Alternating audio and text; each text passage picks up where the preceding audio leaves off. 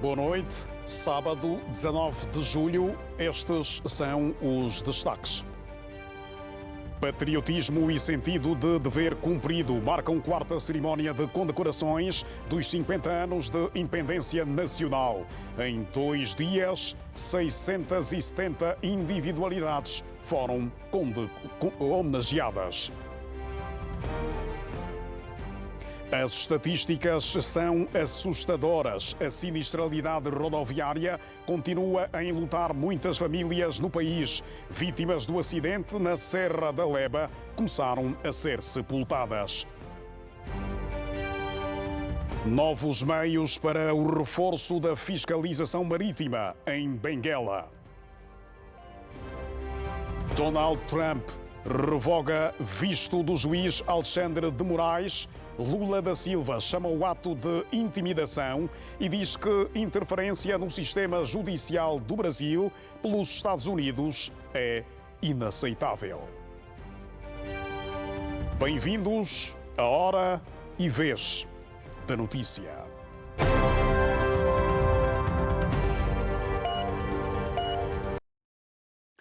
Outra vez, boa noite. No último dia da quarta cerimónia de condecorações das classes Independência e Paz e Desenvolvimento, no âmbito dos 50 anos de independência nacional, foram reconhecidos o papel e o empenho de várias individualidades pelo seu contributo na sociedade, enquanto políticos, economistas, diplomatas, militares e polícias. O Presidente da República entregou aos condecorados medalha de honra e diplomas de reconhecimento. Jornalista Isidro Sanhanga. Neste sábado, 19 de julho, o Presidente da República, João Lourenço, deu continuidade ao outorga de medalhas no âmbito das comemorações dos 50 anos de independência de Angola. É uma satisfação que não é apenas pessoal, ela se estende à minha família, obviamente, e os meus colegas com quem eu trabalho há mais de 28 anos. Isto é uma honra muito grande, não só para mim, para a minha família, e também acredito para cada um dos colaboradores do Banco BAE, que só por causa deles é que provavelmente também o meu nome foi mencionado. Pensamos que com este ato vai de facto estimular para que os nossos jovens se entreguem no espírito de disciplina, dedicação, para que possamos construir o nosso país. Primeiro gostaria de expressar a minha imensa gratidão por ter sido condecorado pelo Presidente da República. É um marco histórico importante, uma vez que nós ingressamos o setor petrolífero aos 25 anos, ainda éramos jovens engenheiros. Eu posso considerar que este é o sinónimo de uma estrada. E a estrada é nossa, nós estamos a caminhar, podemos caminhar com alguém ao lado, mas ninguém pode caminhar por nós. E nós fizemos esse caminho e hoje estamos a ser reconhecidos. Bastante satisfeitos, né? E orgulhoso porque realmente isto vem, digamos, a significar aquilo que portanto, foi o meu percurso durante esse tempo todo. São 47 anos de serviço. Portanto, num só setor, que é o setor da construção, um setor bastante complexo, não é? E que realmente, pronto, tenho que me sentir altamente satisfeito. Reconhecimento por uma dedicação, por uma vida, é de uma geração. Somos uma geração que se dedicou a esse país, fez o seu melhor, fez tudo pela pátria, pelo bem comum, mas que reconhece que não fez tudo, que há muito por fazer, que os desafios ainda são enormes, mas que se sente honrado porque a pátria reconhece aquilo que se fez. Cidadãos que se destacaram nos mais diversos domínios de atividade viram o seu empenho reconhecido. É um título de reconhecimento de trabalho todo o grupo que esteve sempre conosco, desde os agentes, os oficiais subalternos, superiores e outros colegas. É um reconhecimento, isso é o reflexo do conjunto do trabalho em equipe e a eles também é extensivo esse reconhecimento. É um dia especial É um momento de alegria para mim, para a família e para toda a gente que nos conhecem como contribuintes da pátria. É sempre bem-vindo e é bom condecorar as pessoas enquanto estamos em vida. E isto vai servir de incentivo também para a nossa nova geração. As condecorações de angolanos de mérito são vistas na perspectiva da promoção dos valores patrióticos e sinalizar o exemplo para as futuras gerações. Receber essa medalha é um grau de muita responsabilidade. É o corolário de muitos anos de trabalho, muitos anos de dedicação, é uma juventude, digamos, de muita dedicação, de maneiras que só me resta agradecer e igualmente comprometer-me cada vez mais com aquilo que é a causa do nosso país, com aquilo que é a causa do desenvolvimento do nosso país. É um momento de grande emoção e satisfação pelo reconhecimento. Eu acredito que qualquer dos condecorados tem o mesmo sentimento. Não seria possível estarmos aqui se não fosse o apoio incondicional de toda a família Minsa, a minha família biológica e toda a população de Angola. Dizer também que é que uma expressão, nós só temos que expressar toda a gratidão pelo reconhecimento que foi feito.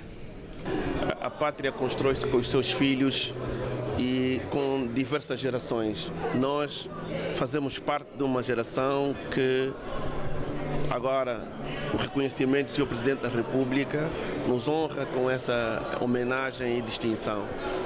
É, acima de tudo, um reconhecimento de responsabilidade para continuarmos a preservar os valores de patriotismo, mas para assegurarmos o contínuo desenvolvimento do nosso país. Dá-nos naturalmente mais responsabilidade, sabendo nós do muito que há ainda para fazer, não é, a nível do setor que dirijo, mas este reconhecimento é também relativamente ao trabalho que toda a equipa do setor tem estado a fazer, e eu divido este reconhecimento com todos os técnicos, com todos os colaboradores, com todos os jovens que o setor hoje tem. É uma sensação de facto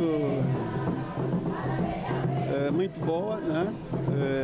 E penso que tudo isso é fruto de um trabalho da equipa, onde eu fui apenas a ponta do iceberg, não é assim? Por tudo quanto nós temos estado a fazer pelo nosso país. Este sábado cumpriu o seu segundo e último dia de condecorações no quadro da 4ª cerimónia de outorgas de medalhas na classe Independência e na classe Paz e Desenvolvimento. Desta vez, a organização decidiu homenagear a mulher pelo seu papel no desenvolvimento do país. É também uma alusão ao Dia da Mulher Africana, que se comemora no dia 31 de julho. Várias figuras da sociedade civil consideram as medalhas comemorativas alusivas aos 50 anos de independência um incentivo para continuar a trabalhar em prol do desenvolvimento nacional. Durante a cerimónia, realizada hoje, muitos dos laureados destacaram o espírito de unidade para o progresso do nosso país. Chiesa Silvestre. Um sábado diferente com esta portaria a registrar movimento intenso. São personalidades que fazem parte da lista dos condecorados e convidados. Aqui o processo para o acesso à sala começa com este dispositivo para confirmar os nomes na lista. Confirmado o nome, é colocado o pino e está a via aberta. À porta do hotel está o grupo Catiavala a dar as boas-vindas com o ritmo quente do Planalto Central.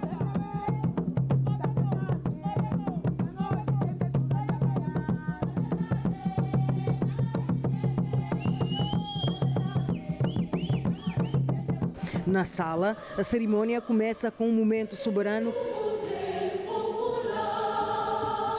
que marca a solenidade. Os filhos de Angola foram reconhecidos pelos esforços consentidos nos vários setores. Figuras históricas, militares, da medicina e da sociedade civil. É uma honra para mim, pelo o que eu fiz durante esses anos todos. É uma honra.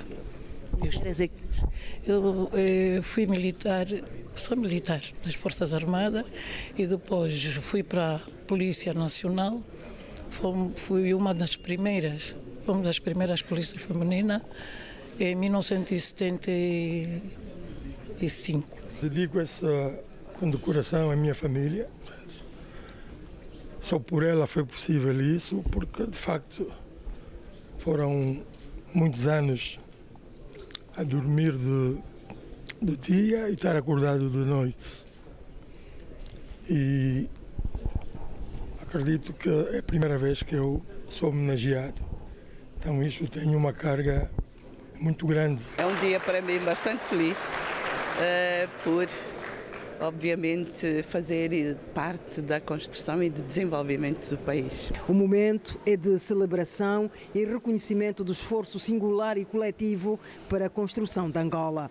Eu penso que esta medalha é um incentivo para qualquer pessoa. Aliás, o ser humano é um homem de incentivos. Portanto, esta medalha vai suscitar que cada um de nós dê o nosso melhor. Nós estamos aqui para servir. E eu servirei até que Deus Nosso Senhor nos chamar. Faz com que o passado que se encontrava no silêncio comece a falar alto.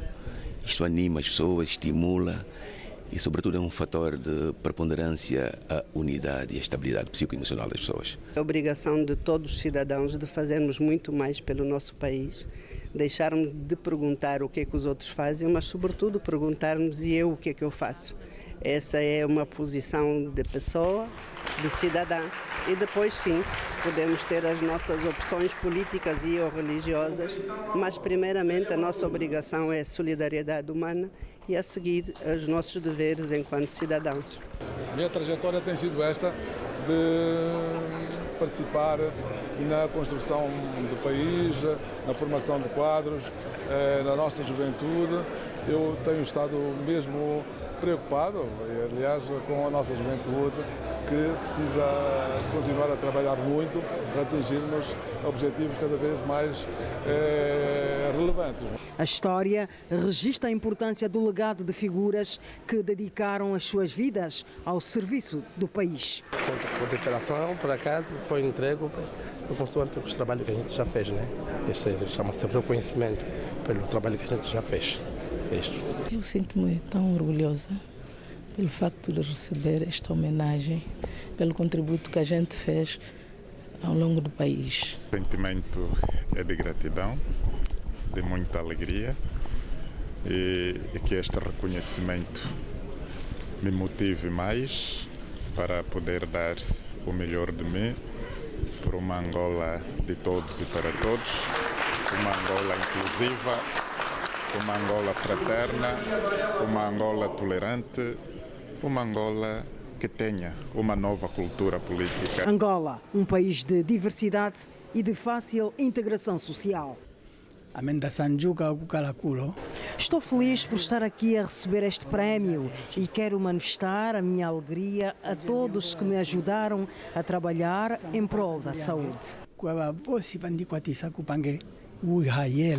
Angola avança rumo aos 50 anos de independência nacional, uma efeméride que será assinalada no próximo dia 11 de novembro.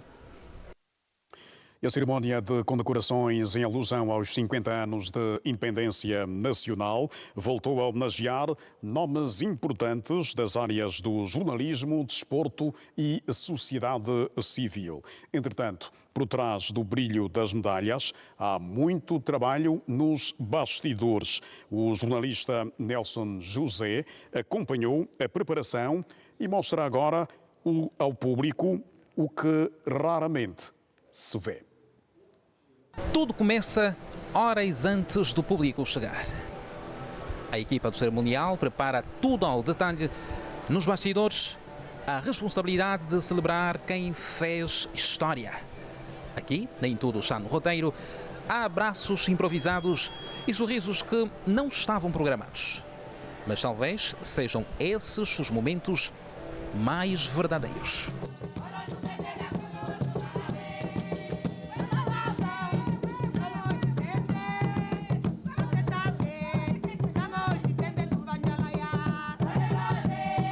As personalidades homenageadas vêm de várias frentes: educação, desporto, comunicação, só para citar. Receber medalha é mais do que uma honra, é o reconhecimento por uma trajetória. É um momento inolvidável, é um momento memorável acima de tudo, é um grande reconhecimento da nação, do país. Agradeço a Sua Excelência, o Presidente da República, por esse reconhecimento. É um grande incentivo para nós os jovens em prol do esporte. Fico regozijado por esta possibilidade de estar aqui, de agradecer a todos os envolvidos no processo que nos traz até aqui. Isto começa pela família, os meus pais, tios, primos, que me motivaram e que sempre fizeram com que eu mantivesse o foco para chegar e com sucesso ao desporto. Apesar dessa condecoração ser individual, ainda assim continuo a pensar de que ela representa muito mais do que isso, um grupo de pessoas que sempre deram todo o suporte para aquilo que hoje nós somos. É o reconhecimento, o orgulho e a certeza de que toda a trajetória merece ser celebrada. São nomes que construíram caminhos em diferentes áreas, políticos, académicos, jornalistas, unidos por algo em comum, a dedicação. Eu não consigo descrever. É um sentimento ímpar. Eu confesso que quando cheguei aqui, eu senti-me outra pessoa. 50 anos depois, a sociedade escrutinou e alguém validou os nossos espaços, a nossa participação.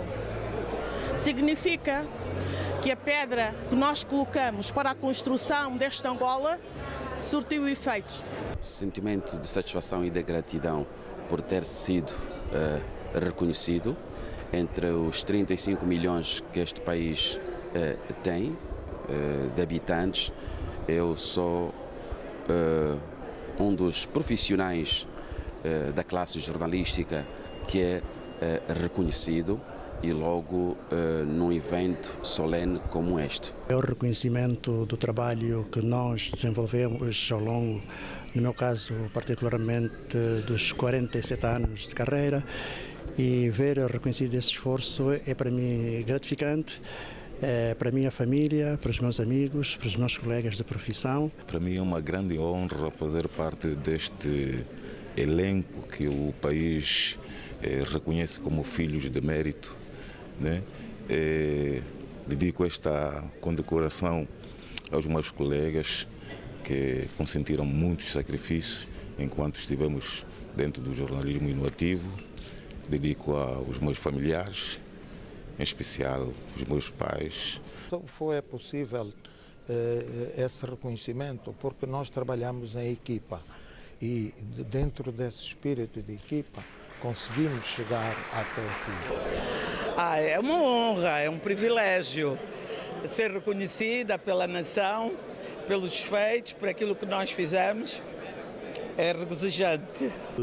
Gratidão, porque afinal de contas 50 anos de independência é um marco histórico ímpar e é nosso dever prestar tributo aos heróis tombados pela nossa independência.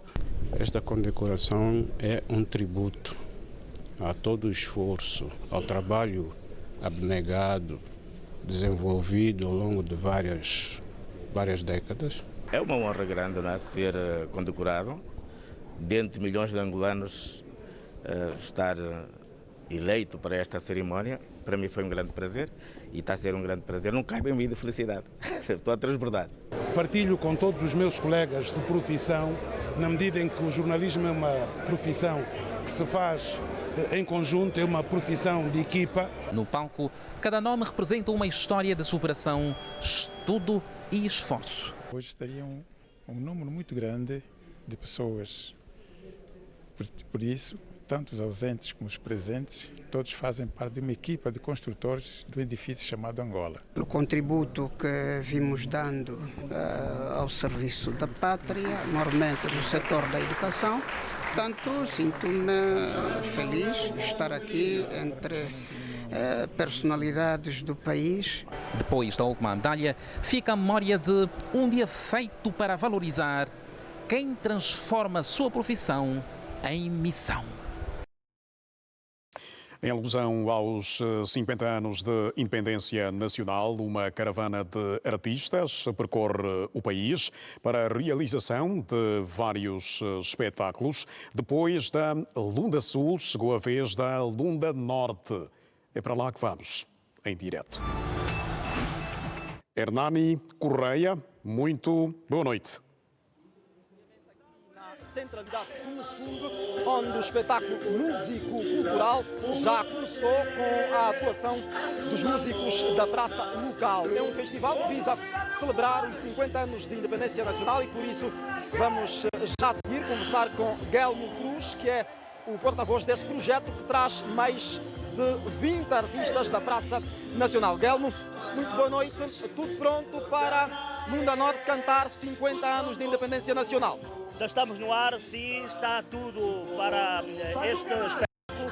É o quarto de 21 que vamos trazer pelo país, fruto dos 50 anos da nossa independência. O Festival 50 anos Angola celebra por todo o país.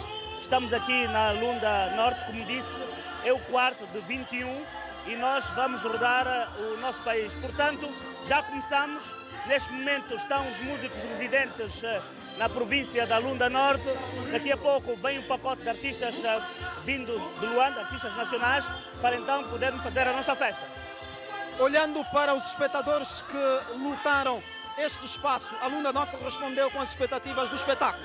Claro que respondeu. Nós já temos uma moldura humana bastante significativa. Esperamos por mais pessoas. Sabemos também que ainda é muito cedo, a semelhança daquilo que aconteceu nas outras cidades.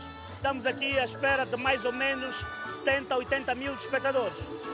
Obrigado. Aqui palavras de Guelmo Cruz, que é o porta-voz deste projeto Angola 50 anos, um festival que vai passar pelas 21 províncias do nosso país e que hoje está aqui na província da Lunda Norte com mais de 20 artistas que dentro de instantes, José Eduardo, vão pisar este palco que nesta altura já faz a festa com músicos da Praça Nacional. Em termos de entidades presentes, está aqui também a governadora provincial da Lunda Norte, Filomena Misa, que com outros membros do governo local prestigiam este festival Angola 50 anos. É uma festa que nós, TPA, José Eduardo, vamos continuar a acompanhar e vamos trazer outros detalhes em próximos passos. Boa noite.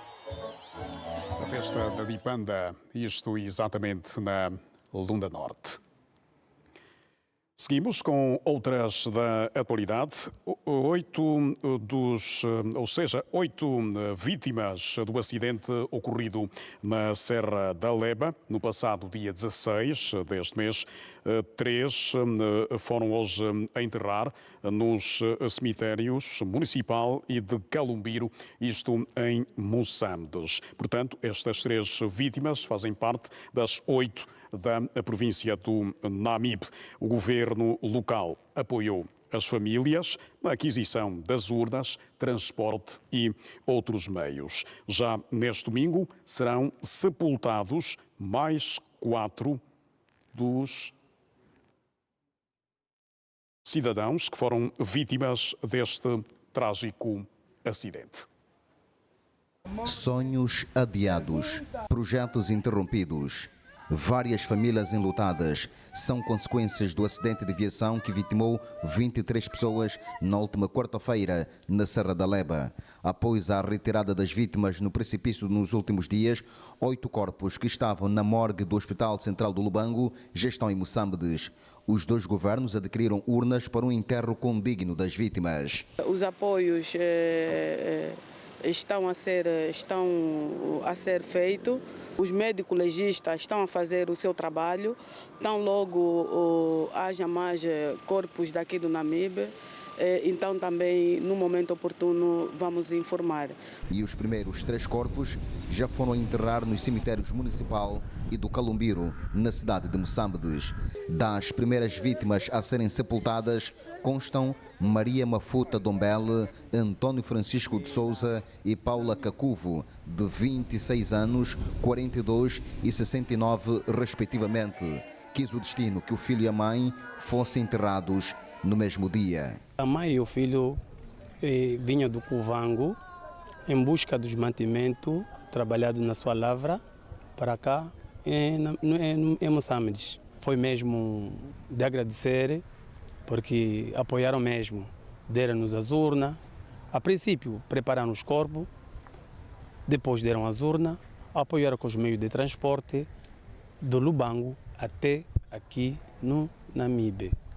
A morte praticamente está em todo momento, a qualquer momento pode nos apanhar, mas agora o que temos que agradecer é a forma como as instituições atuaram, né? O governo apoiou, imagino só que a instituição deu-se na LEB, nós estamos no Namibe. E os bombeiros, tudo, polícia, tudo envolvente nessa situação, resolveram tudo e nos trouxeram o corpo. Numa tarde em que o choro e o desespero tomaram conta dos familiares para o último adeus aos seus entes queridos, a palavra de Deus foi lida para consolar as famílias enlutadas. Tudo tem o seu tempo determinado e há tempo para todo propósito debaixo do céu. Há tempo de nascer, há tempo de morrer, há tempo de plantar e o tempo de arrancar o que se plantou.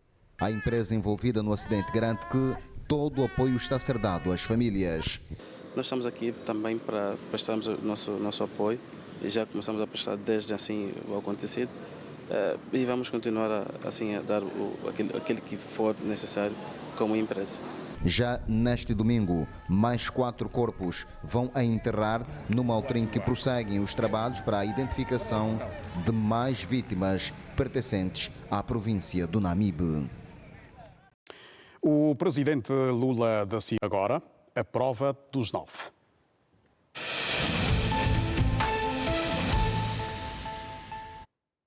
Doutor Joaquim Jaime, muito boa noite, bem-vindo. Vamos começar por olhar exatamente para os números que têm a ver com a sinistralidade rodoviária no país. Para já, as estatísticas são assustadoras. Boa noite, José Eduardo. Boa noite, extensiva aos nossos telespectadores. De facto, há cerca de 14 anos que tem-se feito estatísticas sobre a sinistralidade rodoviária e desde então que a sinistralidade rodoviária se constitui na segunda causa de morte, com repercussões económicas, sociais muito grandes. Portanto, é uma questão que preocupa a sociedade angolana e as autoridades e por conta disso, há da parte do Executivo um plano que visa então a redução da sinistralidade rodoviária, que é um instrumento multissetorial com envolvimento dos mais diversos departamentos ministeriais. Gostava de pedir a Regi, que é para colocar aqui a nossa primeira apresentação, onde trazemos os números da sinistralidade rodoviária dos últimos 6 anos. Como podemos aqui observar, no período de 2018 a 2024 foram observados cerca de 83.759 acidentes, que resultaram em 18.556 mortes e 96.769 feridos. Dizer que o número de mortes nos dados consolidados, ele pode não ser só este, porque há aqueles indivíduos que chegam a morrer como consequência dos acidentes, 1 mês, 2 meses, 3 meses, 4, 5, 6 meses depois. E, no entanto, esses números podem não ser aglutinados a esses números das estatísticas sobre a sinistralidade rodoviária. Temos aqui dois anos que são distintos. 2020, em virtude das restrições na locomoção das pessoas, em virtude da Covid-19, tivemos uma interdição, passa a redundância, que fechou-se Luanda, começou-se a fechar as províncias de um modo geral, e isso pressionou a sinistralidade rodoviária para baixo. Mas 2023, temos aqui um pico que começa em 2021, com 14.429 acidentes rodoviários, que resultaram imediatamente em 3.121 mortos. Mas aqui vemos que 2024, que apesar de ter assistido uma redução de 2.000 e poucos acidentes, ainda assim, do ponto de vista das mortes que resultam dos acidentes, quase que não houve qualquer alteração, apenas diferença de um morto, o que justifica que a média diária de mortes por acidente em 2024 esteja muito próxima do pico máximo que foi de 2023. E qual é a conclusão que se tira desses números? É que, apesar da redução extraordinária que houve aqui, por conta de um conjunto de medidas que a Polícia Nacional tem estado a levar a cabo, com a instalação de radares, operações que é para medir o nível de álcool no sangue dos condutores, há um conjunto de medidas que estão sendo adotadas em virtude da aprovação em 2023 da estratégia para fazer o enfrentamento. Quer dizer que os acidentes em 2024 foram mais mortíferos na comparação com o ano de 2023. Vamos verificar que é a segunda média mais alta que nós temos nos últimos 7 anos. Por favor, a segunda slide. Mas ainda assim, esses números, como disse, eles podem não refletir a totalidade das vítimas da sinistralidade rodoviária. Por exemplo, tivemos aquele caso na Serra da Leba. Não queremos que volte a morrer alguém por conta daquele acidente. Estão sendo assistidas no hospital e, eventualmente, apenas um exemplo, né? Alguém pode vir a falecer como consequência daquele acidente. E esses números depois já não serem compartilhados com a Polícia Nacional. No âmbito das eventuais causas das sinistralidades rodoviárias, nós elencamos aqui relacionadas à infraestrutura, estamos a falar de estrada e os seus componentes, condução irresponsável, motivos relacionados aos condutores, falta de fiscalização e aplicação da lei, motivos relacionados às autoridades, ali os motivos relacionados aos veículos. Nós podemos ter aqui estrada em mau estado de conservação, com buracos, a falta de sinalização adequada, que é uma realidade. Nós temos estradas que não têm sinalização horizontal, não tem sinalização vertical, não se conhece os limites entre as faixas de rodagem, o que pode colocar alguma dificuldade no momento de efetuar as manobras de ultrapassagem. Iluminação insuficiente, temos aqui um exemplo concreto da Avenida Fidel Castro, em direção a Cacoaco, a partir da cidade da China, conduzir de noite é extremamente difícil, porque quase que não há iluminação. E também há os amigos do alheio que vão roubando os condutores de iluminação, do sistema de iluminação. Vandalização. Exatamente. A insuficiência ou ausência de passagens para peões. Se nós temos que ver do ponto de vista da composição das causas de sinistralidade, os atropelamentos superam, tanto em termos de sinistralidade, mortes e pessoas afetadas. Temos a condução irresponsável, excesso de velocidade, condução sob efeito de álcool e drogas e falta de educação rodoviária e a impunidade. Falta de fiscalização. Isso é uma temática da responsabilidade da Polícia Nacional, uma fiscalização insuficiente e, em alguns casos, sem critérios objetivos. A gente às vezes verifica um condutor que está a andar mal, notadamente violando as regras básicas de trânsito, mas quem está a fiscalizar decide até interpelar quem está a andar dentro do limite de velocidade, tudo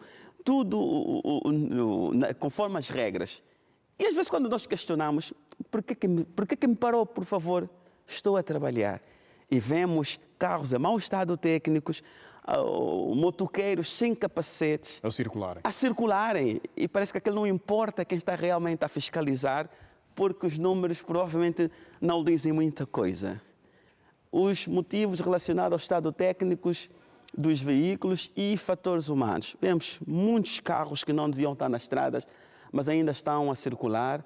As inspeções técnicas regulares ainda não são efetivamente um facto bastante concreto, apesar de ter sido inaugurado no Palanca, o Centro de Capaz Inspeções, mas ainda não são uma realidade com a devida contundência que se exige.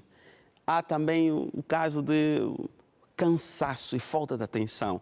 Sobretudo, nós vemos aqui os condutores de táxi por aplicativo, que entram na via às 4 horas e estão a trabalhar até meia-noite. Aqueles estão a conduzir com o telemóvel à mão, por exemplo. Aqueles estão a conduzir e querem fazer outras coisas. Aquelas pessoas sem atenção durante a condução e a falta de atenção, que não se confunde com a distração. E aqui, para não apresentar apenas um cenário catastrófico, também decidimos trazer aqui aquilo que são as nossas propostas de solução.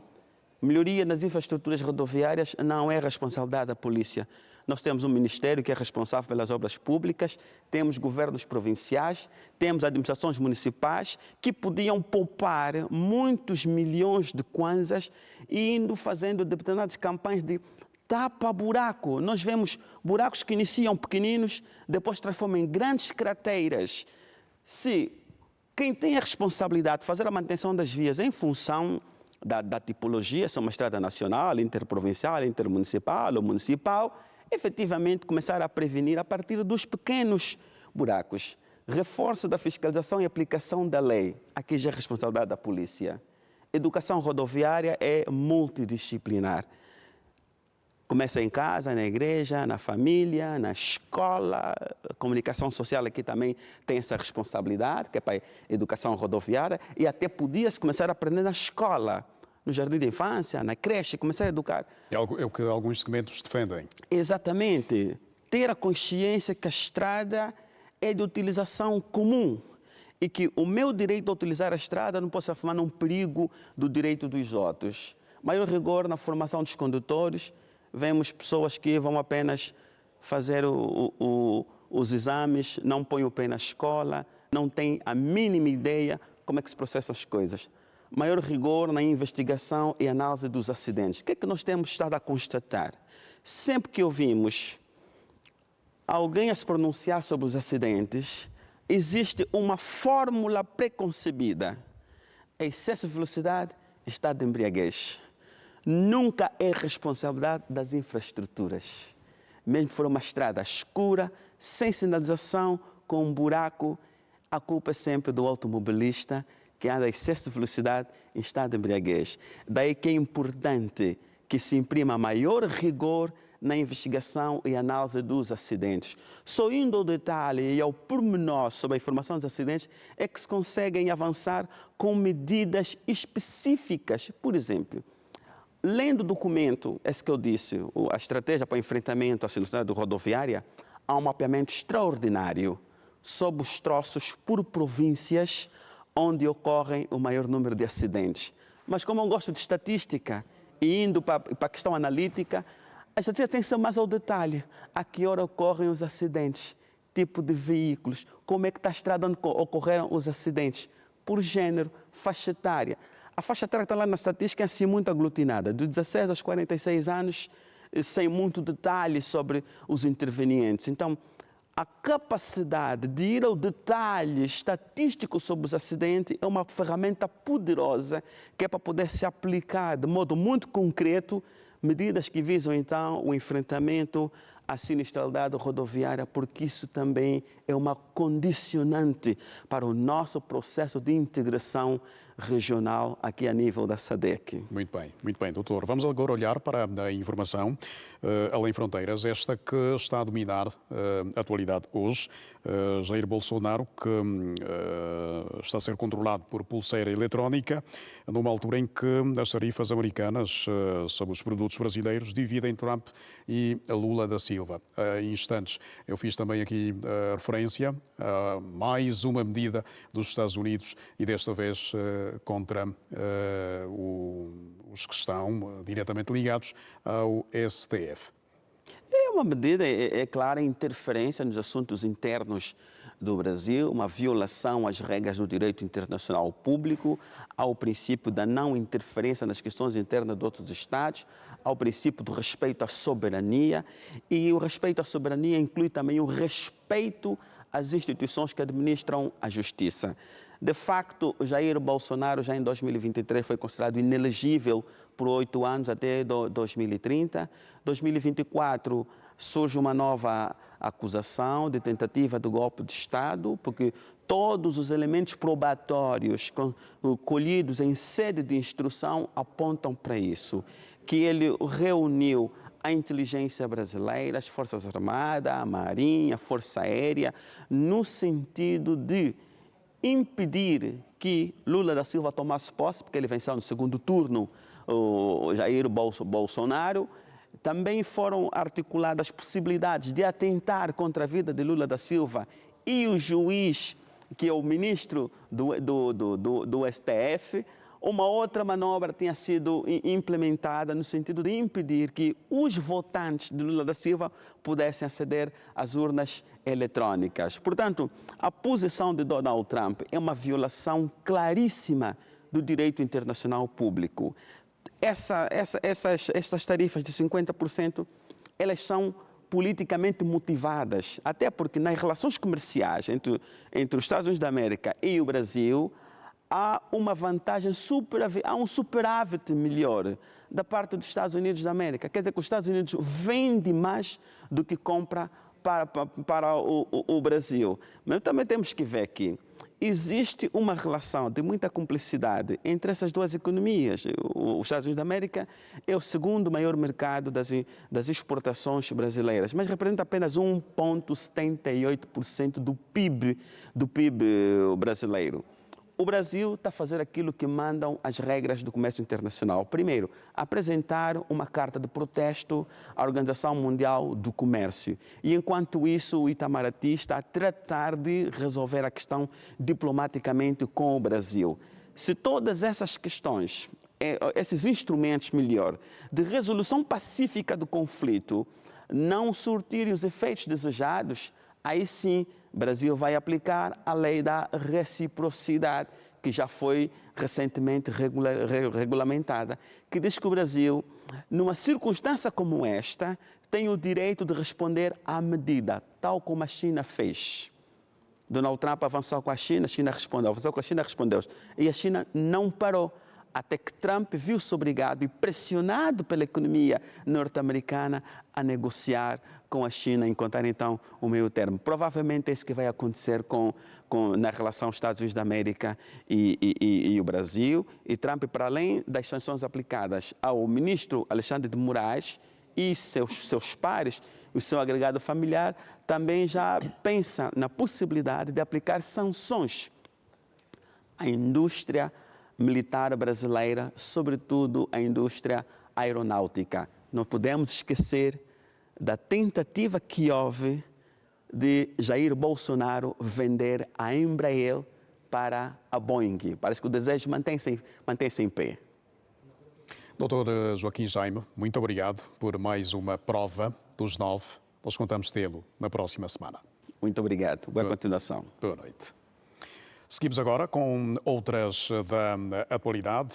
Angola Cables informa que o país ficou ligeiramente perturbado de acesso à internet neste sábado, 19 de julho, das 13 às 17h05. Estes impactos foram originados pela realização de obras na via pública que acabaram por afetar com cortes nas instalações em fibra óptica entre centrais do Angonap, no Morro Bento, e a CLS, em Sangano. Os técnicos da Angola Cables, MS Telecom e Unitel deslocaram-se com a máxima urgência às zonas de corte e repararam as fibras e restauraram os serviços durante este período. A Angola Cables informa que, durante este período, ficaram assegurados todos os serviços de backup da cloud e outras soluções digitais que permaneceram estáveis sem registro de interrupções. Partimos agora para o primeiro intervalo. Daqui a pouco temos mais.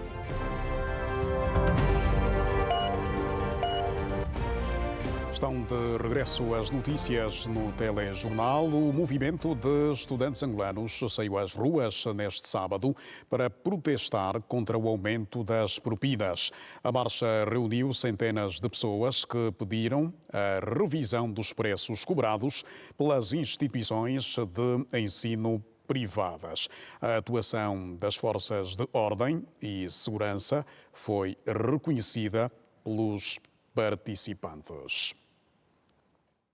Neste telejornal recebemos Néstor Gobel, é o porta-voz do Comando Provincial da Polícia Nacional em Luanda, superintendente-chefe. Muito boa noite, obrigado por ter vindo ao telejornal. Que resumo é que se pode fazer desta atividade? Boa noite, Eduardo. Boa noite também aos telespectadores lá em casa. Bem, o resumo possível que se pode fazer da atividade que ocorreu hoje, a manifestação, bom, ela começou inicialmente de forma ordeira. Se, portanto, considerarmos que assim que parte a caravana do MEIA do São Paulo, acompanhado pelas forças de segurança, estamos a falar da Avenida Angola Quiloães e, portanto, já na Avenida Cônego Manuel das Neves, nós sentimos que começou, e aliás ontem nós aqui falamos do cuidado que os manifestantes devem ter no aproveitamento de determinadas pessoas, curiosos, mas também indivíduos que aproveitam-se dessas manifestações para, enfim, deturpar aquilo que é o conceito de manifestação e até faltar ao respeito e alterar a ordem e tranquilidade públicas. Bem, os manifestantes, numa ordem de 800 manifestantes, continuou a caminhar pela Avenida Cônego Manuel das Neves, mas chegou ali junto ao Zé Pirão a um grupo de arruaceiros que, aproveitando-se, entram para o grupo do MEIA. Portanto, o MEIA assustou-se, a polícia estava a fazer o acompanhamento, criou ali uma barreira, claro, uma barreira de contenção, para eles não evoluírem, porque esses indivíduos arruaceiros que estavam a apedrejar a polícia, estavam a proferir palavras obscenas, a fazerem cenas de nudismo, inclusive, portanto, pornografia implícita. Indivíduos que, enfim, numa Angola que se quer cada vez mais democrática e com juventude que tenha um olhar de frente para o futuro, assustamos com um grupo de jovens ali, não fosse a polícia preventiva, esta polícia republicana, portanto, entraram no grupo do MEIA e começaram a fazer, portanto, uma série de atos de desacato. Pronto, a polícia ficou, criou as condições para que eles não continuassem a marcha, porque naquelas condições não podiam chegar até, portanto, o Largo do Soweto, não é? Portanto, o MEIA percebeu dos riscos, e aqui nós temos que também dar nota ao MEIA, porque nós na reunião que tivemos com o MEIA chamamos a atenção desse aspecto. A questão do efeito de surpresa, a questão dos aproveitamentos, é preciso ter muita responsabilidade e muito cuidado. E o que se viu foi um grupo de indivíduos que apareceu ali, começou a apedrejar a polícia, começou a tirar, enfim, a ofender a polícia. Sublinha-se indivíduos que não têm nada a ver com o MEIA. Não têm nada a ver com o MEIA. São indivíduos que não têm nada a ver com o MEIA. Aliás, a Lourdes Macedo estava ali presente, mesmo o Teixeira, e ficaram totalmente desgastados com a presença daquele grupo que, a dada altura, entrou na manifestação e começou a fazer algo reprovável. Portanto, aquilo não se espera da juventude angolana, aquele tipo de comportamentos. Começaram a tirar pedras, como disse, a água, começaram a proferir cenas, enfim, palavras obscenas, tiraram a roupa, ficaram nus, permitam-me aqui a expressão, à frente dos polícias, mas em nenhum momento nenhum polícia arredou o pé, em nenhum momento foi lançado gás lacrimogéneo, em nenhum momento. Portanto, a polícia hoje deu mostras, e se alguém ainda estava com dúvidas, hoje viu que a nossa polícia tem bastante experiência. É uma polícia que vem acumulando uma experiência republicana e diga-se, em termos de manifestação e grandes eventos, tem estado a mostrar que está a crescer e hoje, portanto, com todas as provocações, fomos muito tolerantes. Foi uma polícia muito tolerante. Os indivíduos até ficaram a dada altura assustados com a postura da polícia. É esta a postura que vai se manter sempre que houver necessidade de algum apoio à manifestação de quaisquer natureza. Bem, José Eduardo, a postura da polícia é relativa, não é? Portanto, nós ontem chamamos a atenção de que a postura da polícia seria em função do grau de ameaça, portanto, dos manifestantes. Nós queríamos... A polícia estava a testar até onde eles iam chegar. Portanto, há um nível, não é? A barreira estava ali, Sua Excelência, o Comandante Provincial, Comissário-Chefe Manuel Gonçalves, Comandante Nelito e os 2 segundos comandantes estavam também no terreno a coordenar todas as ações, portanto, dos efetivos e tal, por causa das medidas que nós tomamos naquela avenida, mas em nenhum momento nós reagimos para que não se desse também razões, José Eduardo, para se criar outras situações. O que é que aconteceu? O MEIA parou a dada altura do trajeto, fez a leitura do seu manifesto e pegou e foi-se embora. Eles deram conta da ameaça e do perigo que estavam a correr e do aproveitamento deste grupo, então fizeram a leitura do manifesto e foram-se embora. Portanto, o que aconteceu a seguir foi que aquele grupo ficou ali e continuou a fazer esses atos de vandalismo, de apedrejamento, lançamento de água, portanto, disparates e tudo mais. Mudaram a roupa, fizeram 30 por uma linha, permitam-me aqui a expressão. Mas a polícia manteve-se calma e tolerante. Quantos efetivos foram Nós mobilizados para esta? Hoje, incluindo a PIRE, tivemos aí próximo dos 1.500 efetivos. Tivemos próximo de 1.500 efetivos, já com a inclusão da própria PIRE, portanto, a Polícia de Intervenção Rápida. Dizer que estes indivíduos, depois a dada altura, viram que os seus intentos não estavam a ser, portanto, realizados, não conseguiam passar a barreira, portanto, da polícia. Criámos ali uma barreira, portanto, com a PIRE e outras forças compactas para que eles não passassem, porque a conduta não era a mais acertada. Então eles, depois da dada altura, depois de um tempo, começaram a sair dali daquele espaço para ir embora pela Avenida, portanto, a Avenida Brasil. O que é que foi acontecendo, José Eduardo? E nós chamamos a atenção meia dessa situação. Esses indivíduos, quando saíram dali, daquele espaço, onde eles ficaram confinados, porque a polícia ficou ali naquela barreira, começaram a deitar fora os tambores de lixo, os contentores de lixo, meteram o lixo na rua, ali junto ao banco BPC, puxaram chapas dos quintais, fizeram 30 por uma linha enquanto iam se retirando. Num claro aproveitamento. Num claro aproveitamento. Para fechar, o que se recomenda? Bem, a recomendação da polícia é o estrito cumprimento da Lei 16/91 de 11 de maio. É a lei de reunião e de manifestações. Portanto, se quer sair para se manifestar, tem um direito. Tem um direito que até está plasmado na lei, mas que a lei também coloca um conjunto de condicionalismos para quem quer manifestar-se. É um direito, não precisa de autorização, mas precisa preencher quesitos que a própria lei apresenta. Portanto, a polícia é o garante da ordem e deve, portanto, coordenar com os manifestantes, os proponentes, para que efetivamente acautele a situação de segurança. E foi o que aconteceu hoje. Portanto, hoje a polícia fez história. Hoje, Eduardo, fizemos história e todo mundo que passou ali viu uma polícia preparada, uma polícia contida, uma polícia, portanto, tolerante. Portanto, e esta polícia que tem estado a crescer, uma polícia cada vez mais republicana e que atende aqui os anseios da população. Muito bem. Superintendente-chefe Nestor Goubel, porta-voz da Polícia Nacional em Luanda, muito obrigado. Boa noite e até uma próxima. Nós é que agradecemos, Eduardo. Boa noite. O Centro de Fiscalização Pesqueira e Aquicultura de Benguela foi reforçado com uma nova embarcação para dinamizar as ações de fiscalização marítima.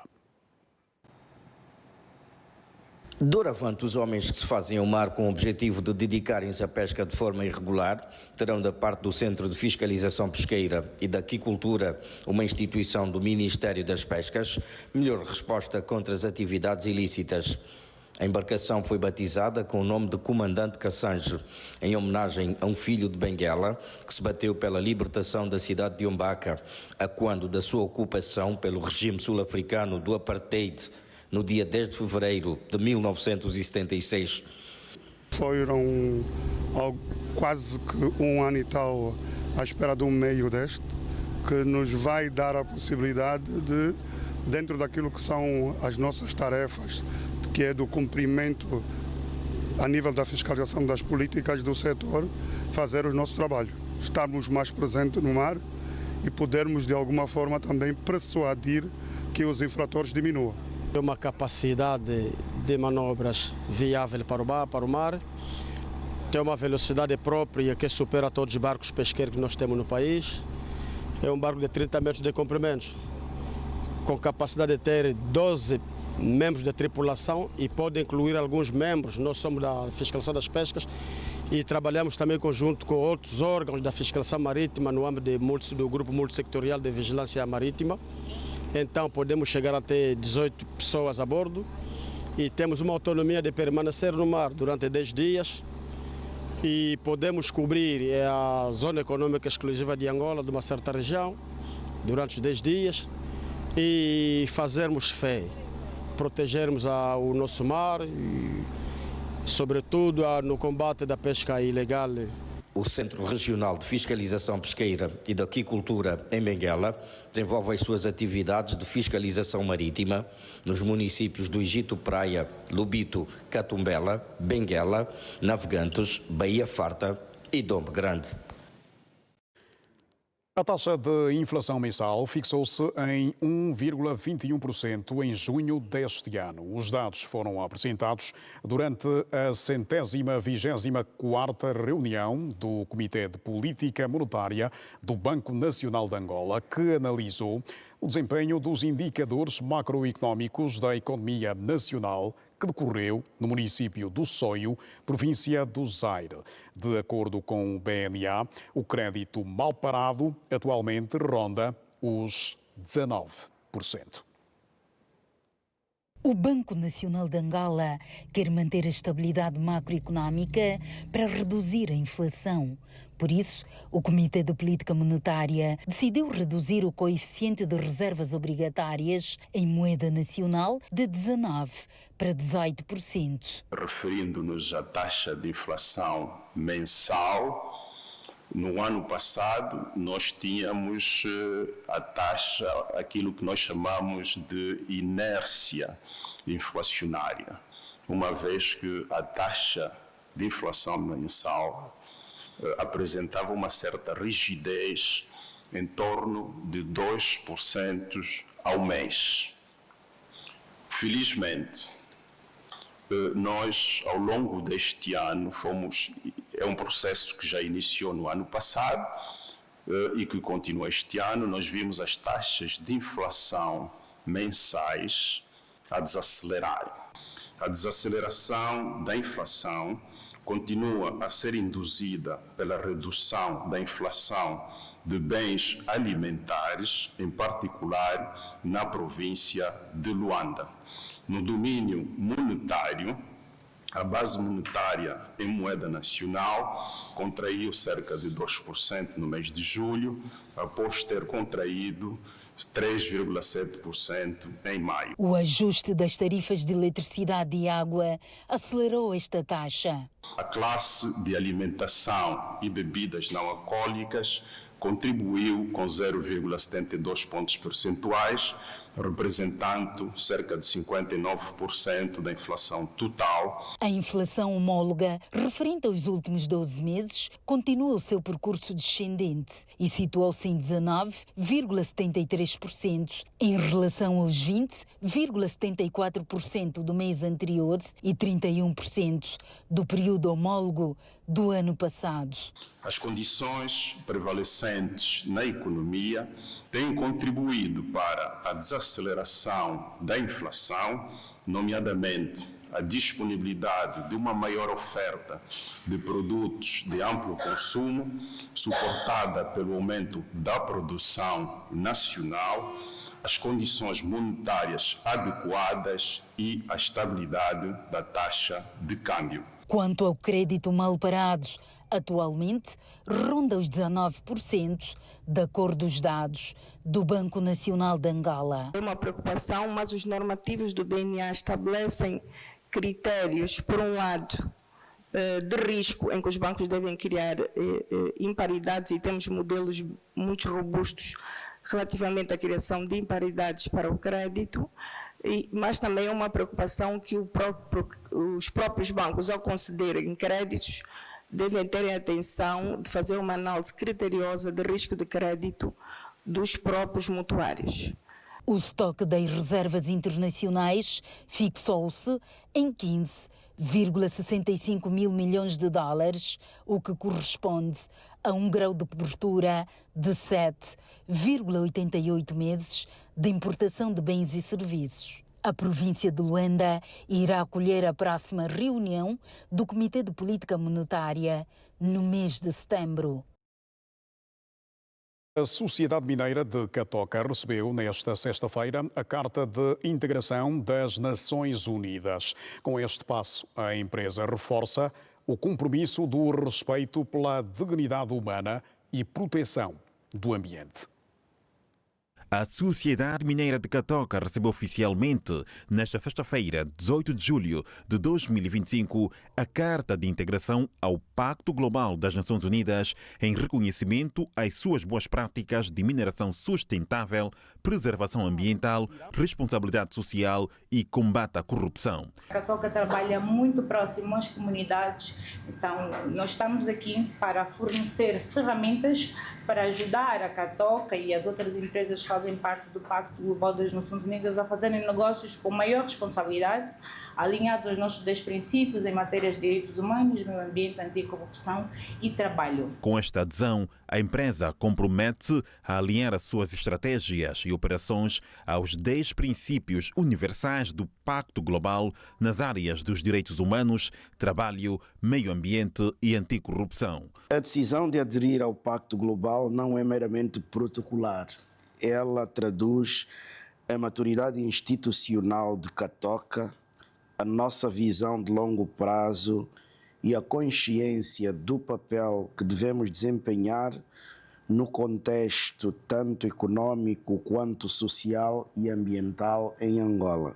Durante a cerimônia de recepção, o diretor-geral da Catoca destacou a importância desta integração, sublinhando o compromisso da empresa com respeito pela dignidade humana, a promoção do trabalho decente e a proteção ambiental. Como maior produtora até aqui de diamantes do país e referência continental no setor extrativo, temos plena consciência de que a responsabilidade empresarial vai muito além dos nossos resultados operacionais.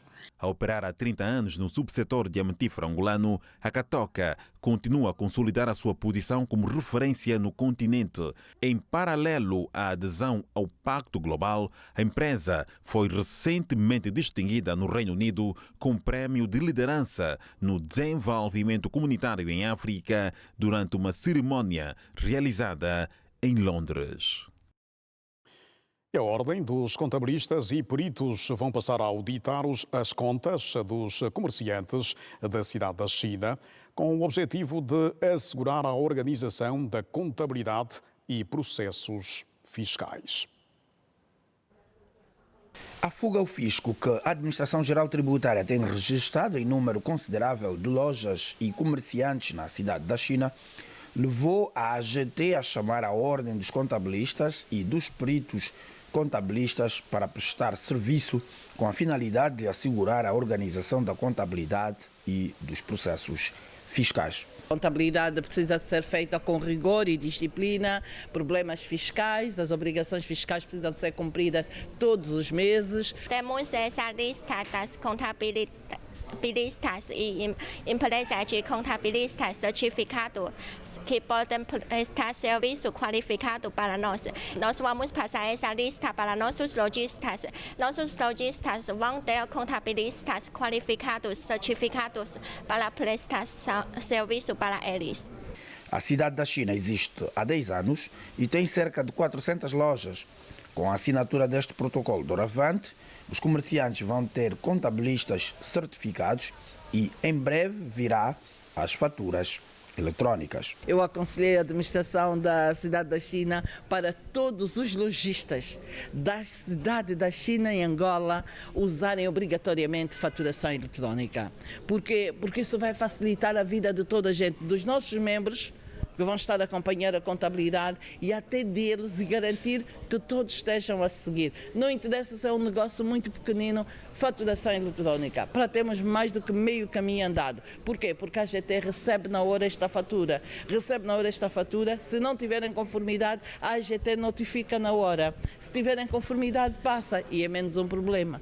A Ordem dos Contabilistas e dos Peritos Contabilistas de Angola tem 50 membros e a direção da cidade da China recebeu também uma lista das empresas a que a Ordem tem trabalhado. Está terminada a primeira edição da Expo BIE, com um volume de negócios acima dos 1.000 milhões de kwanzas. O evento encerra hoje com uma gala de premiação de 14 categorias. À vista do recinto da Expo BIE, o cenário dos 50 anos da independência nacional. Um espaço que abriu a janela de oportunidades, dando lugar à produção, transformação e desenvolvimento da cadeia logística, gerando rendimento. Sinceramente, eu tenho boa satisfação e creio que para este nível estou amanhã cresço mais. Uma experiência única e bastante proveitosa. Estou a conseguir fazer alguns apanhados de alguns produtos que eu queria já faz algum tempo. Encontrei aqui na exposição e estou a aproveitar pegar. Das administrações municipais, as famílias camponesas, associadas em cooperativas agrícolas, também estiveram presentes. A nossa venda está sendo corrido normalmente e estamos a agradecer mesmo dessa Expo BIE. Os clientes estão aparecendo e estão a vender, e estão vindo paulatinamente. A cada dia que nós estamos vendendo uns 500, 600 quilos. Foram 4 dias de negócio e abertura de postos de trabalho. O rendimento superou as expectativas da organização, com um volume de negócio acima de 1.000 milhões de kwanzas. Num total de aproximadamente 4.000 toneladas movimentadas. 446 expositores mantiveram-se intactos e firmes até ao último dia. Importa ainda referir que a Expo BIE empregou provisoriamente mais de 1.600 postos de trabalho. O evento juntou mais de 400 empresas nacionais e internacionais, instituições públicas e privadas que abriram as portas aos visitantes para a venda de produtos e serviços, com o objetivo de alargar a cadeia produtiva e logística do país, diversificando a economia. O evento premiou as melhores exposições em 17 categorias. A Expo BIE que termina exatamente com um saldo positivo, conforme ouvimos há instantes. Agora, o tempo em Angola.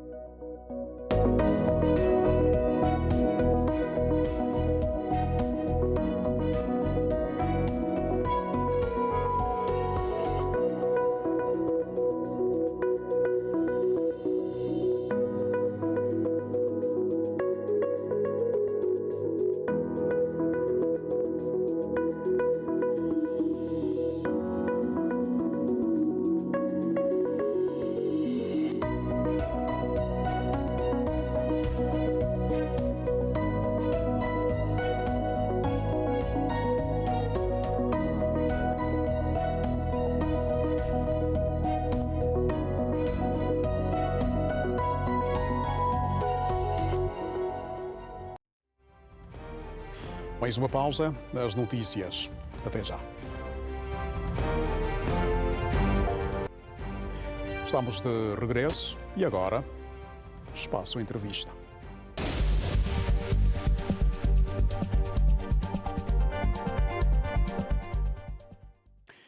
Walter Lobão Faustino, nascido aos 11 de outubro de 1987. Engenheiro eletromecânico, agente social, professor de jiu-jitsu.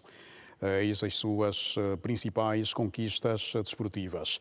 Campeão mundial, Abu Dhabi 2012, vice-campeão mundial 2013 e 2017, campeão africano 2011, 2012 e 2013, campeão europeu 2017, campeão brasileiro 2016, campeão nacional 2010, 2012 e 2013, mais de 70 vezes medalhista em competições internacionais. Parceiro da Fundação Ngana Zenza, que tem como patrona a Primeira-Dama da República de Angola, Ana Dias Lourenço. O nosso convidado de hoje é licenciado em Engenharia Eletromecânica pela Universidade Jean Piaget de Angola, mas é no Jiu-Jitsu que mais se notabiliza. Muito boa noite, bem-vindo ao Telejornal. Muito obrigado, Sr. José Eduardo. É uma honra estar aqui. Sem senhor, por favor. Oh, sim, sim. Está bem, está bem. Como e quando tudo começa? É assim, já desde pequeno que faço desporto. Isso, por volta dos 10, 11 anos, já praticava desporto na escola, né? Mas foi meio que a entrar para a universidade que eu comecei a fazer as artes marciais, ou seja, comecei com judo. Isso muito por conta de uma situação que aconteceu, né, em que envolveu a minha namorada, atualmente esposa, que já estamos juntos há cerca de 18 anos, e aí começou a paixão pelas artes marciais em si. Comecei a dedicar-me, na altura conciliava também com os estudos, terminei a formação. Na altura, o Piaget tinha convênio com algumas empresas petrolíferas, mas conversei com os meus pais no sentido de darem-me pelo menos um ano para que eu pudesse treinar 2 vezes ao dia, de segunda a sábado, para ver se alcançava aquilo que era o sonho de muitos jovens angolanos e africanos. Ou seja, provar que era possível sim tornar-se campeão mundial treinando aqui em Angola. Lógico que não fiz isso sozinho, foi com a equipa e com a própria comunidade do Jiu-Jitsu Angola, que sempre deu suporte, que conseguimos esse feito. Em 2017, tornamos o Jiu-Jitsu paixão nacional. Digo sim paixão nacional porque foi a modalidade mais praticada na faixa etária dos 4 aos 17 anos. Não propriamente apenas nas equipas, mas os centros escolares, desde creches até eles, e colégios tinham em prática. E Sim. hoje, como está esta modalidade no país? Digo que a modalidade está saudável, apesar de algumas pontas soltas, se assim posso dizer, mas como agente social, assim como me apresento, eu defendo desde 2007 que o desporto na nossa sociedade pode sim ser usada como uma ferramenta para transformar vidas. Por isso é que desde 2007 temos estado a desenvolver N iniciativas. Posso dizer que as mais sonantes, para além do título de campeão mundial, foi de tornarmos o Jiu-Jitsu paixão nacional, foi da criação de 2 federações, nomeadamente o Jiu-Jitsu e a Federação de MMA, na qual tive eu como fundador. Posso também considerar que sou o dinamizador da corrida de rua, que hoje é uma febre, isso em 2016 e 2017, com iniciativas que já fazia na altura com uma empresa. Então, o grande objetivo no final do dia é poder partilhar essa visão e impactar em vidas. Sim, falando também da Academia de Artes Marciais. Estamos a falar que de lá para cá, assim mesmo, sem medo de errar, mais de 20 mil pessoas foram e estão a ser impactadas direta e indiretamente com isso. E o que lhe leva a acreditar exatamente que o desporto é uma ferramenta de transformação social? Que ações têm sido desenvolvidas? Eu sou prova disso. Vou falar das mais recentes. Falo do próprio Jiu-Jitsu, da academia, que tem mais do que ensinar as pessoas a lutar, nós ensinamos valores, ou seja, damos uma outra perspectiva às pessoas para que possam usar a própria arte marcial como uma forma de estilo de vida.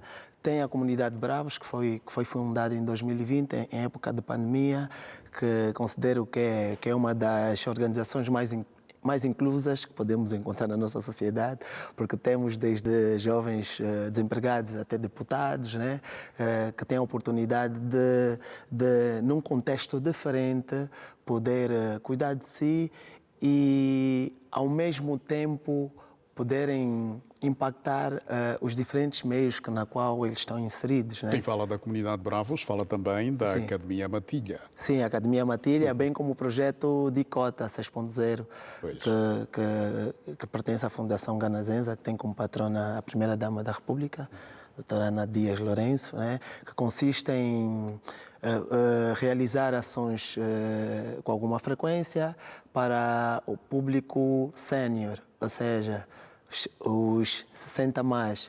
Então, no final do dia, estamos a trabalhar com cidadãos dos 4 até os 60 mais. E lógico, né, como cidadão angolano, por isso é que eu deixei o meu emprego na altura, em 2013. Trabalhei 4 anos na SIND, Sonangol Investimentos Industriais, para não viver do desporto, mas sim para viver para o desporto, abraçando essa missão que até então, graças a Deus, tem estado a impactar de forma positiva a Como é que foi sociedade. receber o convite para esta parceria, digamos, entre aspas, com a Fundação Ganazenza? Olha, foi algo que eu não esperava, porque apanhou-me mesmo de surpresa, mas lógico, isso para mim foi a representação de reconhecimento do trabalho que nós temos estado a fazer a nível da sociedade e lógico, né, só dá mais força ainda de, como jovem angolano, comprometido com o bem-estar social, né, levar a cabo e desempenhar aquilo que é o meu dever, né? É engenheiro eletromecânico, Sim. agente social e professor de jiu-jitsu. Sim, É sim. fácil conciliar? É assim, tem-se dito que quem faz por amor não se cansa, né? Pois. Se não tivesse amor, sim, seria pior que um trabalho escravo. Mas pronto, mas existe muito amor, porque eu digo sempre, o desporto tornou-me numa pessoa melhor. Então eu sinto que tenho a obrigação de dar este troco à sociedade. Por isso, enquanto tiver energia, enquanto tiver condições, aliás, não só condições, porque mesmo sem condições nós temos estado a fazer as coisas acontecer, vamos continuar leais e fiéis aos princípios por uma Angola melhor. Se considera um angolano já realizado? É assim, fazer o bem a dada altura vicia. Sim, vicia. Então estamos sempre à procura de uma dosagem mais forte. Quando me refiro à dosagem mais forte, é procurar fazer coisas cada vez mais grandiosas, de forma a tocar mais angolanos, ajudar mais angolanos, até mesmo na diáspora. Já temos a comunidade Bravos em Portugal. Isso só para demonstrar que estamos mesmo com muita vontade e acreditamos que com a bênção do Divino e com os órgãos vamos sim fazer bem mais. No jiu-jitsu, qual é o seu maior desejo? O meu maior desejo é ter mais pessoas, principalmente crianças, a serem impactadas por isso. Por que crianças? O nosso foco está muito em crianças, porque se nós queremos ter uma sociedade futuro melhor, nós temos de começar já. Por isso defendo que o desporto não deve ser apenas visto como uma forma de entretenimento. Não. Deve ser olhado primordialmente por uma ferramenta de educação e orientação. E não precisamos muito. Conseguimos fazer isso com muito pouco. Desde meio que massificar o desporto nas escolas, que é algo que me entristece, porque eu sou do tempo que tínhamos campeonatos interturma, campeonato entre escolas, então, parecendo que não, esse tipo de iniciativas são excelentes para, desde cedo, começarmos a moldar o cidadão, partilhar valores, ética. Então, é algo que eu acredito que vamos chegar lá. Angola, a caminho dos 50 anos de independência. O que dizer aos filhos desta pátria? Primeiramente, como jovem angolano, que mais 2 anitos vai estar a completar 40 anos, quero primeiramente agradecer aos nossos antepassados, porque se hoje estamos aqui é porque tivemos também jovens angolanos que lutaram pela nossa independência, pelo bem-estar social. Sim, lógico, como toda jornada, nem tudo às vezes vai correr bem, nem tudo vai de encontro à expectativa das pessoas, mas com a vontade que cada um de nós, angolanos, nutrimos e devemos nutrir pelo comprometimento pela pátria, devemos dar o nosso contributo de modo a termos uma sociedade melhor para todos. Desde o mais alto nível até o cidadão mais humilde, todo mundo tem o dever de fazer a sua parte, a obrigação. Muito bem. Walter Lobão Faustino, muito obrigado por ter vindo ao Telejornal. Obrigado. E contamos tê-lo numa próxima oportunidade. Com muita honra. Boa sorte. Sim. E que venham mais títulos. Com certeza. Estamos juntos. Obrigado. Até a próxima. Sim. Seguimos com outras da atualidade. A Igreja de Nosso Senhor Jesus Cristo no Mundo garante estar preparada para a celebração dos 90 anos da Teofania e a fusão do Espírito Santo em África, a ter lugar em Catete de 26 a 27 deste mês. Foi durante a celebração da Festa dos Tabernáculos que Sua Santidade Dom Afonso Nunes chamou a imprensa para anunciar as festividades da Teofania e Descida do Espírito Santo em África, que vai ser celebrada em Catete, província de Colibengo. 90 anos de Teofania, porque finalmente foi no dia 17 de abril de 1935 que Deus Pai achou bem ter esse encontro maravilhoso com seu filho e servo, aquele que viria a ser seu servo, Simão Gonçalves Toco, em Catete, naquela noite, para que a partir dali pudesse colocar nele algo conforme disse o próprio Deus: Simão, Simão, hei de pôr algo em ti que nem tu próprio nem o mundo há de entender.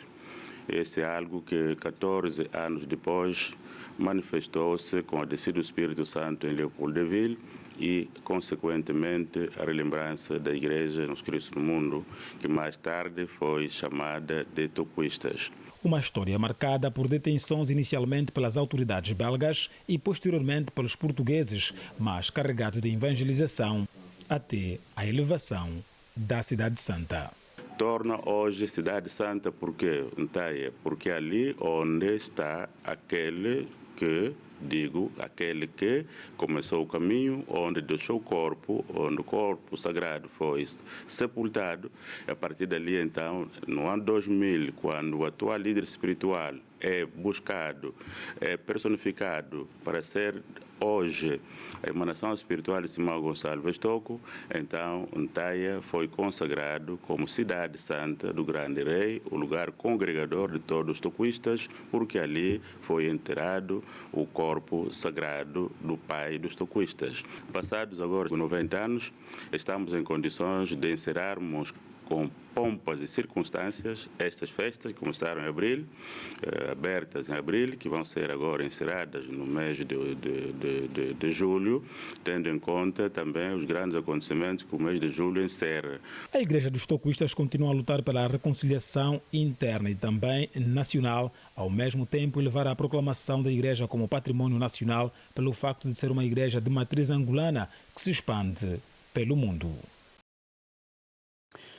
A nova embaixadora de Angola na República Federal da Alemanha, Maria Isabel Gomes de Rezende Encoge, entregou ao presidente Frank-Walter Steinmeier as cartas credenciais que a habilitam a exercer oficialmente as funções de embaixadora extraordinária e plenipotenciária de Angola na República Federal da Alemanha. Após a cerimónia, as duas entidades mantiveram um breve encontro, durante o qual foi realçada a intenção e o desejo de melhorar as relações de cooperação entre os dois países.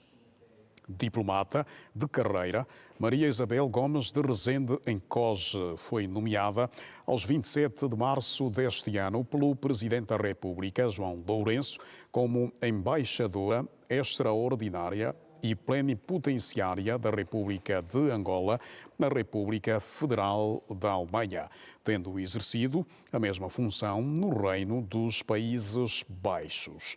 As relações diplomáticas entre Angola e Alemanha datam de 4 de setembro de 1979, com a acreditação do primeiro embaixador angolano na então República Democrática Alemã, pese embora ter reconhecido a independência de Angola em 1975. Atualmente, as relações entre os dois países têm o setor da economia como um dos seus pilares, para além de investimentos em setores de desenvolvimento ligados à cultura e educação.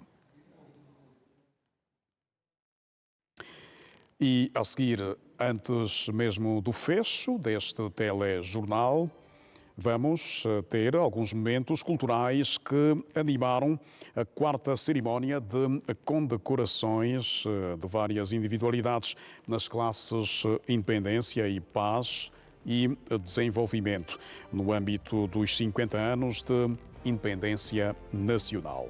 A cerimónia homenageou a mulher. Boa noite, até amanhã.